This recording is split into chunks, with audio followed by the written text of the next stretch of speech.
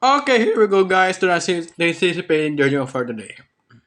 Here we go now, guys. The YouTube algorithm, many are confused by what it is and fear what it does. But what if you had a guide to help you overcome these anxieties? My origin story is that I was this gamer guy on his computer, only in his room, and didn't know anything about the world. And then I discovered this thing called algorithm. And that gave my life purpose and meaning. Meet Mario, not just another algorithm guy, but a data soldier who's been in the trenches with the biggest YouTubers on the planet, including Mr. Beast. Started working for the Mr. Beast team, and that was like a 2.5-year journey. And I was rather exclusive there, but then I stepped away because I wanted to get into research a lot more. And Mario is taking this research and building it into an empire. I do a combination between two things. This one, I spend time working with large clients, like these are typically people in a few million to higher ranges. And the second thing, well, Mario and his team are uncovering the secrets.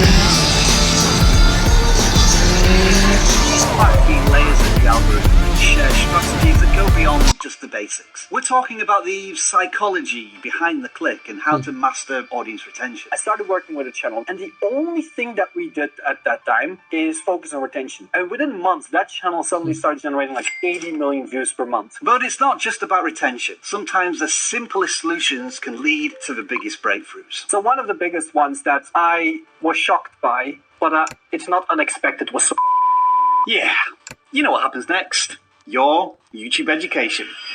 The first one I want to focus on is the common misconception creators make around trying to increase views, specifically around packaging. One of the biggest things with packaging is I believe that the thumbnail title combo was a combo. And I believe certain things like we want to avoid text and there was a lot of these beliefs that I have because I never had an expertise on this one. One of the first things that I did once I started building my research company was I want to know about thumbnails. And eventually we found out that there is a difference between title and thumbnail. The thumbnail solely is there to draw attention. Most people think about like this painting almost. This is not a Picasso, it's a thumbnail. And the red draws attention. But then the title, however, has a lot of weight. And that's why you often notice when you do A/B tests, when the title changes good, that can significantly change the trajectory of a video's output. Which means that we can just think for thumbnails.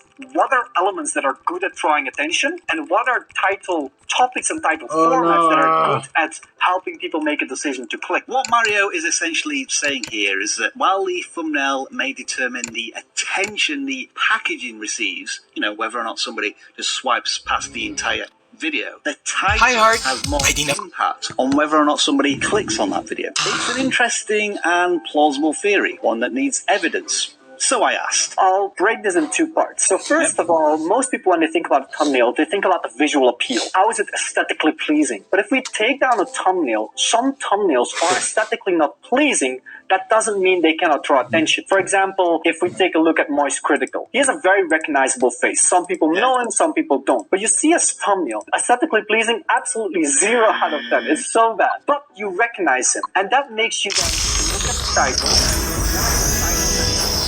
Another huge charity. He is recognizing an intriguing title, and you're like, oh, I want to hear his opinion on this thing. Now, you're probably thinking the same thing as me at this point. It's all well and good using Moist Critical as an example, but he is a huge YouTuber with a large following. If each of his videos got 100 views each, would you still click on those thumbnails? Social proof is the idea of that a video has many views, it's going to be more likely to generate more clicks. And this is something that is unfortunate for small creators and very fortunate for large creators. We can all look at our I'm done now. And we see a video that has 3 million views. It is very tempting to click on that to see what all the buzz is about. That's a big one. There's also video length.